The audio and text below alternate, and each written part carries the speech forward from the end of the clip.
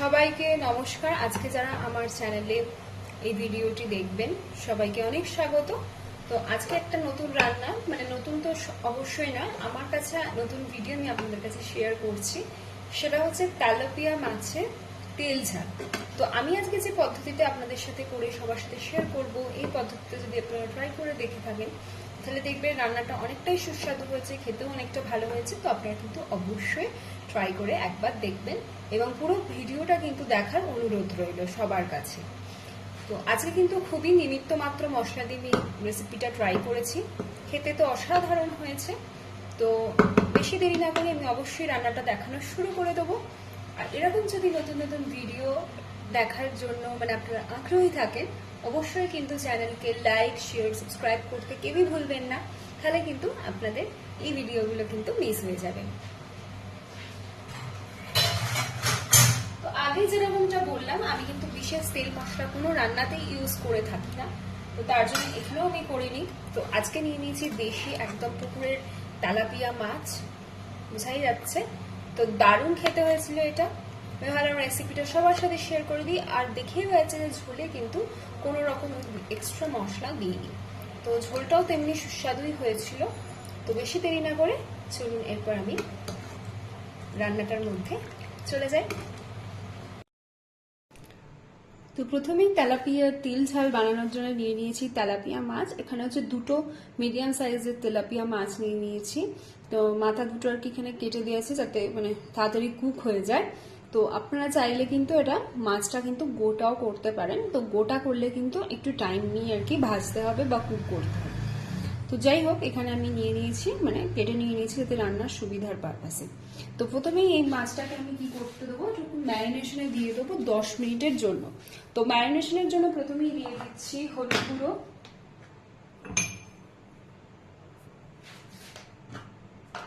একটু নুন দিয়ে দিচ্ছি স্বাদ মতো, আর দিয়ে দেবো একটু সরিষার তেল। এইগুলো দিয়ে কিন্তু 10 মিনিটের মধ্যে আমি ম্যারিনেশনে করতে দেবো। আর তার সাথে সাথে যতক্ষণ ম্যারিনেশন হবে ততক্ষণে কিন্তু আমি কিছু মশলা রেডি করে নেবো তেল ঝোলে গ্রেভিটা বানানোর জন্য। তো এই রেসিপিটা যারা ট্রাই করেননি তারা কিন্তু এই যদি ভিডিওটা মানে যারা যারা দেখছেন তারা কিন্তু ডেফিনেটলি এটা বাড়িতে একবার হলেও ট্রাই করবেন। এই রেসিপিটা দারুণ খেতে হয়, ভালো খেতে হয়, মানে এত সুস্বাদু রেসিপি। আর তেলাপিয়া মাছ তো এমনি অনেক ভালো টেস্ট হয়। তো ভালো করে এরকমভাবে নুন, হলুদ আর তেল দিয়ে এটাকে আমি একটু ম্যারিনেশন করতে দিয়ে দিলাম। এরপর আমি রেডি করে নেবো আমার যাবতীয় মশলাপাতিগুলো।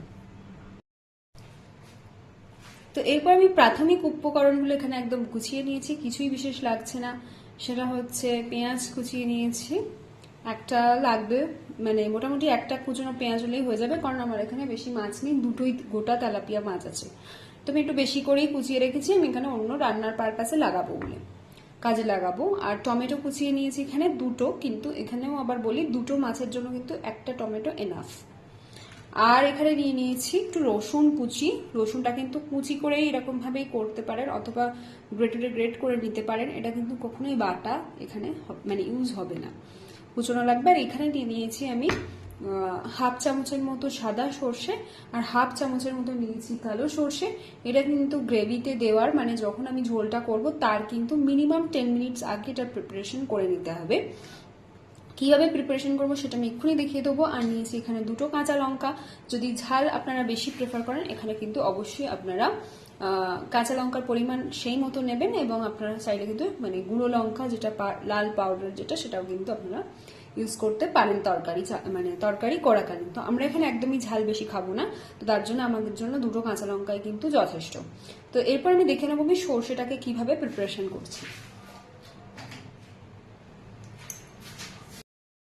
তো সর্ষের মিশ্রণটা প্রিপারেশন করার জন্য আমি নিয়ে নিচ্ছি মিক্সার গ্রাইন্ডার। এখানে আপনারা চাইলে এটা হাতেও বেটে নিতে পারেন শিলনোড়ে, আমি এখানে কিন্তু মিক্সার গ্রাইন্ডারে বেটে নেবো। তো এইখানে যে মিক্সার গ্রাইন্ডারটার মধ্যে আমি যেটা আগে থেকেই নিয়ে রেখেছিলাম সর্ষের দানাগুলো দিয়ে দেবো ভালো করে। প্রথমে একটু শুকনো খোলায় গুঁড়িয়ে নিই, তারপর আমি জল দিয়ে কিন্তু একটা স্মুথ পেস্ট বানিয়ে নেবো। কিন্তু একটা ট্রিক্স এখানে আমি অ্যাপ্লাই করব, সেটা আমি আগে বেটে নেওয়ার পরেই বলবো। তো ভালো করে নিয়ে নেবো এখানে সর্ষের দানাগুলো। জল না থাকলেই ভালো, কিন্তু আমার একটু ধোয়াধুয়ির কারণে এখানে একটু জল হয়ে গেছে। ঠিক আছে, কোনো ব্যাপারই নয়, এটা আমি শুকনো করে ভালো করে বেটে নেবো আর কি। আর এই সর্ষের কিন্তু দানাগুলো গুঁড়োনোর সময় একটা কাঁচা লঙ্কা কিন্তু আমি এখানে দিয়ে দিচ্ছি।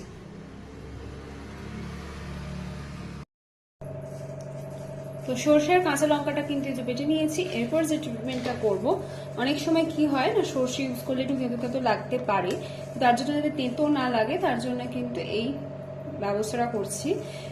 জুসটা কিন্তু আমি এতে করব, মানে ছাঁকনি দিয়ে ছেঁকে নেবো। তাহলে কিন্তু যাদের অম্বলের সমস্যা আছে, অনেকে সর্ষে খেলে অ্যাসিডিটি হয়ে যায়, সেই জিনিসটা কিন্তু হবে না যদি আমি এই ট্রিটমেন্টটা করি। তো এই ট্রিটমেন্টটা আমি করে নিচ্ছি, মানে আমি খোসাটা যেটা বেটেছি সেটা কিন্তু ইউজ করবো না, শুধু নির্যাসটাই নেব, বাকিটা কিন্তু ফেলে দেবো। তাহলে এটাতে তেঁতো হওয়ার সম্ভাবনাটাও যেমন থাকবে না, আর তেমনি কিন্তু রান্নাও হবে খুব সুস্বাদু, আর হজমেরও কোনো সমস্যা কিন্তু হচ্ছে না। তো ভালো করে আমি এটাকে কি করব, জল দিয়ে বেশ অনেকবার করে একটু করে ওয়াশ করে দেবো, যাতে কিন্তু এটার মধ্যে কোনোটাই আর নির্যাস না পড়ে থাকে। তো এই পদ্ধতিতে যদি আপনারা মানে কোনো তরকারিতে সর্ষের পেস্ট ইউজ করে থাকেন, তাহলে কিন্তু মানে যেরকম তরকারিটা সুস্বাদু হবে, তেমনি কিন্তু পেটের প্রবলেমও কিন্তু হবে না। ব্যাস, এতে আর কিন্তু কিচ্ছু নেই। তো এইটা আমি ফেলে দিতেই পারি, এটা হচ্ছে বাইরের যে খোসাটা সেটা, তো এটার কিন্তু কোনো দরকার নেই। তো আমার কিন্তু এই সর্ষের পেস্টটা এটাই আমার রেডি হয়ে গেল। এটাই আমি মাছের তরকারিতে ইউজ করব। এরপর তো আমি মাছ ভাজবো, অনেক কিছু করব, ততক্ষণে কিন্তু এটা 10 মিনিট কিন্তু সেট হয়ে যাবে। তো এরপর আমি করে নেব মাছ ভাজার প্রসিডিউরটা। তো এই হচ্ছে, এবার আমি ইন্ডাকশন জ্বালিয়ে দিলাম। যেটা কড়াইতে করবে তাদের কোনো চাপই নেই। আমি শুধুমাত্র এইখানে একটা টিস্যু পেপার অবশ্যই মানে দিয়ে দিই সবসময়, কারণ কি যাতে তেল ছিটকে আমার ইন্ডাকশনটা নোংরা না হয়। এরপর আমি কড়াইতে মাস্টার্ড অয়েল নিয়ে নিচ্ছি, মানে সরিষার তেল নিয়ে নিচ্ছি প্রায় 5 থেকে 6 চামচের মতো। মানে মাছ ভাজতে তো মানে একটা আন্দাজ তো সবারই প্রায় থাকে, তো ওরকমই তেল লাগবে। আর মাছটাকে কিন্তু হালকা কড়া করেই ভাজবো, খুব বেশিও কড়া না আর খুব কম কড়াও না। আমি যদি হালকা কড়া করে না ভাজি, মাছটা কিন্তু খেতে ভালো লাগবে না। যেহেতু এগুলো পুকুরের মাছ, সেই কারণে একটু কড়া করে ভাজলে ভালো লাগবে। তো যাই হোক, তেলটা আমি একদম ভালো করে গরম করে নেবো। আর যেহেতু আমি এটা ননস্টিকের পাত্র ইউজ করছি, সেই জন্য তেলটা আমার একটু কম লাগবে। কড়াই করলে হয়তো আর 1 স্পুন বেশি লাগতে পারে। তো আমি তেলটাকে একদম ভালো করে গরম করে নেবো। গরম করে নেওয়ার পর কিন্তু মাছগুলো ছেড়ে দেবো। তো বেশ লালচে করে একদম মরমর করে ভেজে নিয়েছি মাছগুলো। এটা আমি তুলে নেবো। বোঝাই যাচ্ছে একদম কড়া করে ভাজা হয়ে গেছে, একদম হাই হিটে ভেজেছি। এখানে আস্তে আস্তে মাছগুলোকে তুলে নেবো।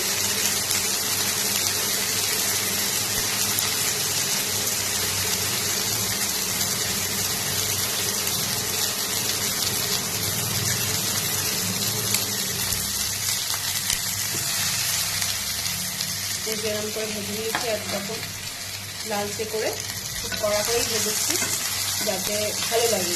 তেল ঝাল করছি তো, একটু ভালো ভাজা না হলে কিন্তু খুবই মানে অত ভালো টেস্ট হবে না। আর পুকুরের মাঝে সবসময় ঝাল বা এরকম কালিয়া করতে গেলে একটু কড়া করে না ভাজলে না একদম ভালো লাগে না খেতে।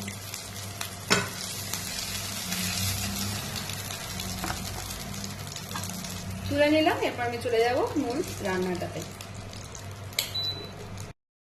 তো এবার চলে যাচ্ছি আমরা মূল রান্নাটাতে। এতে আমি কিন্তু আর কোনো রকম মানে কি বলবো তেল ইউজ করবো না, আমি তেলে কিন্তু রান্না করব। খুব বেশি তেল এবার আপনারা যদি চাইলেন আরো তেল অ্যাড করতে পারেন, কিন্তু আমি আর কোনো রকম তেল আর দিচ্ছি না। তো এটা যতক্ষণ গরম হচ্ছে, কড়াটা তো অলরেডি গরমই আছে, এটা আঁশ লেগে গেছিল, আমি তুলে দিচ্ছি।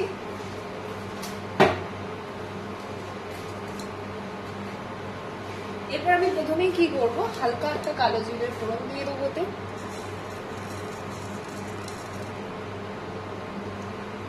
দিয়ে দেবো কাঁচা চিড়ে রাখা লঙ্কাটা, আর দিয়ে দেবো যে আমি রসুনটা কুচিয়ে রেখেছিলাম সেই রসুন কুচিটা।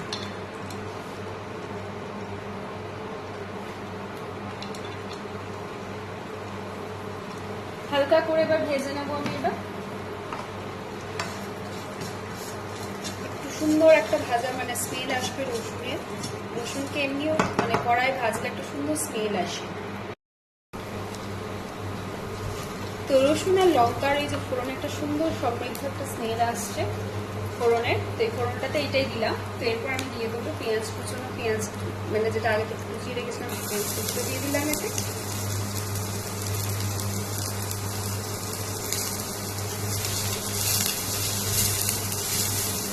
হালকা একটু নাড়াচাড়া করে নিচ্ছি, হালকা একটু। আর পেঁয়াজটা কিন্তু চেষ্টা করবো এরকম মিহি করেই কাটার, বড় বড় করে কেটে দিলে কিন্তু টেস্টটা কিন্তু কমতি হতে পারে। ভালো করে হালকা হালকা করে ভেজে নেওয়ার পর দিয়ে দেবো কুচিয়ে রাখবো টমেটোটা।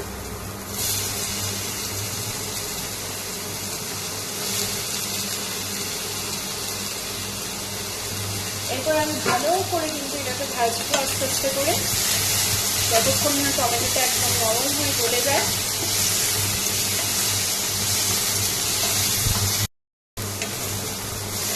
একদম হালকা হালকা ভাজা ভাজা হয়ে গেছে। এরপর দিয়ে দেবো একটু হালকা নুন।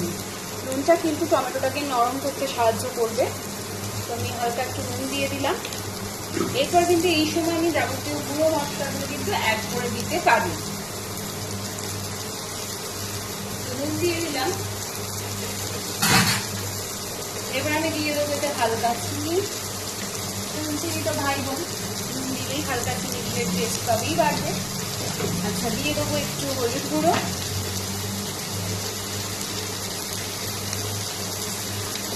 আচ্ছা, দিয়ে দেবো একটু জিরের গুঁড়ো।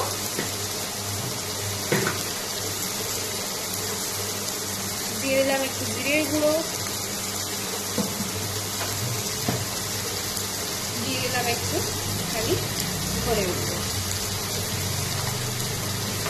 ভালো করে মশলা দিয়ে এটাকে নাড়বো ততক্ষণ না টমেটোটা একদম গলে গলে যায়। এই সময় আমি কিন্তু হালকা একটু করে গরম জল আমি যে আগে থেকেই করে রেখেছি একটু করে দিয়ে দেবো। ওটা তো অল্প পরিমাণে দিচ্ছি গরম জলটা। আর এই সময় কিন্তু আপনারা চাইলে লঙ্কার কিন্তু অ্যাড করেই নিতে পারেন। আর আপনারা কিন্তু চাইলে কাশ্মীরি লঙ্কার গুঁড়োও কিন্তু অ্যাড করতে পারেন, সুন্দর একটা লাল রং আসবে। কিন্তু আমি আজকে কাশ্মীরি লঙ্কার গুঁড়োটা অ্যাড করতে পারছি না, কারণ আমার বাড়িতে দেখলাম ওটা শেষ হয়ে গেছে, কেনা হয়নি ওটা। তো অবশ্যই কিন্তু আপনারা ওই দুটো মশলাও এই সময় অ্যাড করে নেবেন।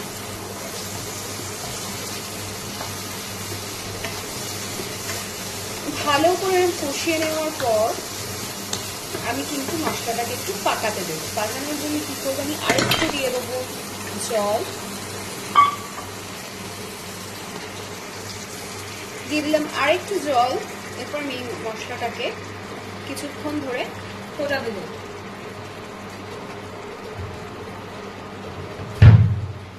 যতক্ষণ না টমেটোটা গলে যায় একদম। জল কিন্তু বেশি দিইনি, একদমই অল্প অল্প করেই কিন্তু আমাকে করতে হবে গ্রেভিটা। তো আমি এবার এতে ঢাকা চাপা দিয়ে দেবো, 5 মিনিটস রাখবো। টমেটোটা কিন্তু একদম সফট হয়ে এসেছে। আমি এই সময় সরষে পেস্টটা করে রেখেছিলাম এটাকে এবার দিয়ে দেবো।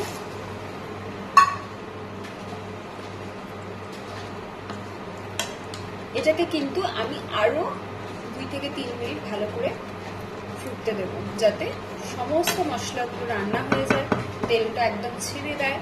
তো আমি আবার ঢাকা চাপা দিয়ে দেবো। তো এখানে কিন্তু আমরা দেখতেই পাচ্ছি যে এই কাছ থেকে একদম তেল তেল ছেড়ে দিয়ে এসেছে। তো সেই সময় কিন্তু আমি মাছগুলোকে এবার অ্যাড করে দেবো। আর একটু জল দেবো, জল দিয়ে কিন্তু মাছগুলোকে আমি এর মধ্যে অ্যাড করে দেবো।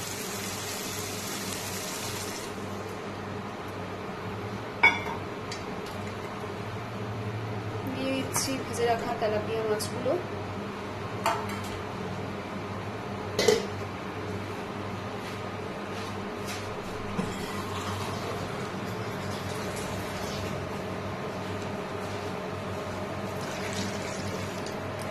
ভালো করে জল দিয়ে দিলাম। এবার এই রসটার মধ্যে ফিশের মধ্যে ঢুকতে দেবো, তার জন্য আরও আমি কিছুক্ষণ ঢাকা চাপা দিয়ে রেখে দেবো। তাহলেই আমার রেডি হয়ে যাবে কিন্তু কাতলা মাছের তেল ঝাল।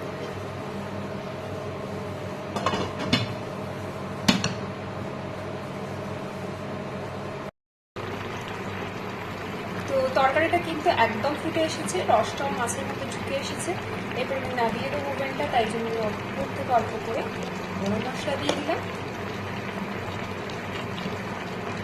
এরপর কিন্তু আমি ওভেন অফ করে দেবো। ভালো লাগলে কিন্তু অবশ্যই বেল আইকন প্রেস করে রাখবেন নতুন নতুন আপডেট পাওয়ার জন্য, নতুন রান্নার জন্য, কারণ এখানে রান্না ইউনিক ইউনিক রান্না দিয়েই থাকি। তো আমি এই গরম মশলাটা দিয়ে চাপা দিয়ে দেবো যেন স্মেলটা উড়ে না যায়। তো আজকের মতো এখানেই, দেখা হবে নেক্সট রান্নায় বা নেক্সট কোনো ভিডিওতে। তো সবাই সুস্থ থাকবেন, ভালো থাকবেন।